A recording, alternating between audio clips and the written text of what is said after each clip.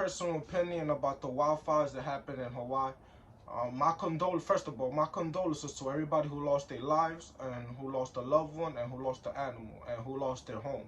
I sincerely feel sorry for them, and I'm hoping the best, and I'm hoping everybody over there stays positive. But I think the government did that. YouTube community, how's it going? Welcome back, family. And on today's video, I'm doing a reaction video to the situation that happened in Hawaii with the Maui fires. I haven't made a video about it and I haven't reacted to it because I was shadow banned. But anyways, let's get to the video. And I think the government did that to buy out the land, to kick out the native people out of Hawaii, out of their town. But let's get to this video. This is the news talking about the situation, a news survivor.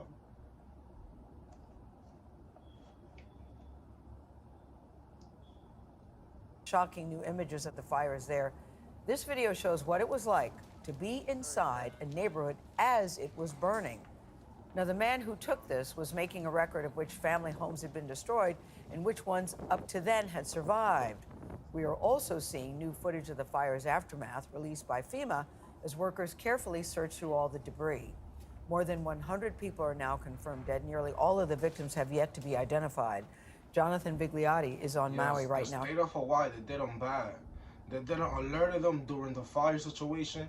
They turned off the waters. They turned off the electricity. It's like they wanted their own citizens to die or something. It's crazy, but let's get back to the video. And a rescue operation that never arrived. We're talking many people spending several days in the dark, without power, without food and water.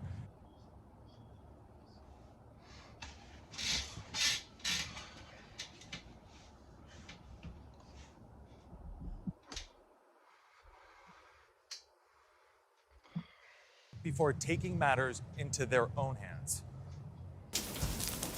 House behind, Uncle. Startling new images of Lahaina's firestorm show the ferocity of the wind-driven flames. The governor has confirmed that more than 100 people were unable to escape. It was a kind of fear and panic that I have never experienced before in my life. After losing cell reception last Tuesday and seeing smoke in every direction, hotel manager Kavena Kahula drove into Lahaina to find her son, unaware of the threat. You had no idea that as you were evacuating, you were actually heading into the firestorm. I didn't know. I didn't know until there was big black mushroom clouds of smoke continuing to stack up on each other, bigger and bigger. She said she received no emergency alerts. Was there any? Like, you feel me? Turn off the alert system, didn't alert them, didn't turn on the sirens.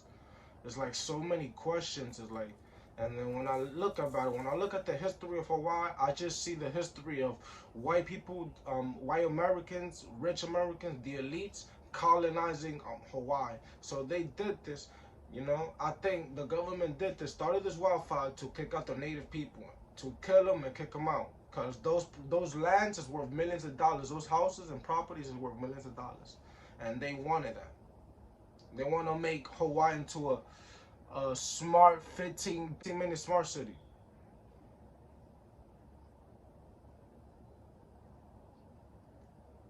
Supplies. There was a point to where we could only provide food for the children. While Lahaina sat in ruins, no assistance came for more than 2 days. There's an airport right up the road. Why isn't that being used? There's an ocean front 20 feet from our lobby. Why are we not using that? I don't know. In the aftermath, they were left hungry not only for food, but for any fuckers. The government, some bitch ass niggas. Whoever did this. Patience and sanity at some points. I'm hearing they did this with to work, crying to bioweapons. I don't have nothing left except this shirt. With some weapons there that causes elderly people crawling on the ground, begging for someone to pick them up. There are parts of me that wish I did make it in to help those lives. But there is a huge piece of me that thanks God that I didn't. And Kahula says she waited nearly 3 days before self-evacuating. The roads were clear. She did not see any first responders on them. When she made it here to the end of the line at this roadblock, She was upset to see that there were lines of volunteers with supplies that were not being allowed through. They say the county's under investigation by the other states or by the federal authority, but they got their own federal jurisdiction. They got their own feds in Hawaii. We're not gonna get answers, man. We're not gonna get answers. The world may never know. The citizens of Hawaii, they may never know what really happened. The system, the matrix is falling. This is what they do to get more money. Now, if I start seeing BlackRock or other big corporate people, we already got Oprah there. We already got Oprah Winfrey. She already owned 1,000 acres over in Hawaii. We already got Mark Zuckerberg. He owns dozens of acres over there. We got other billionaires. They own other acres. It's like Hawaii is run by billionaires. It's a billionaire state, Hawaii, governed and run by billionaires, while everybody else and their mother living paycheck to paycheck. Shaking my head, man. Asking as well. Thank you for bringing us that story. There are tough weather conditions making recovery efforts more difficult on Maui. The forecast includes wind gusts up to 75 miles an hour, which could affect power lines, and rain, which could complicate the search for victims. Lela Luciano is in Kula, where locals battled a different wildfire. Lela, good morning. Good morning, Dana. And on that, look, we were here yesterday in the morning and throughout the day, and now suddenly we're taken aback by the smell of wildfire smoke. It's a reminder that these fires are still a threat to the land as people are just starting to make sense of everything that they've lost. Right in the front here was the dining room. Sweetheart Maury lost her home in the wildfire that ravaged Kula. This